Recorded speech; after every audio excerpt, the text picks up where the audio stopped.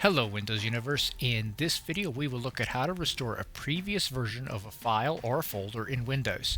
For a more in-depth look at the subject, be sure to check out the article we link below. The process is pretty simple, and except for a couple cosmetic differences, mostly the same in Windows 10 and 11. Open the File Explorer and go to the folder or the file that you want to restore. Right-click on it. In 10, you'll see the whole menu. In 11, you'll have to scroll down to see more options or show more options.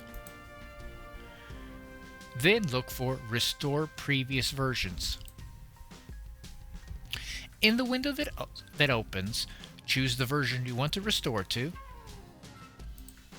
Then click on Restore. The system will restore the items. For more helpful articles to help you maximize your Windows experience, go to our website, thewindowsclub.com.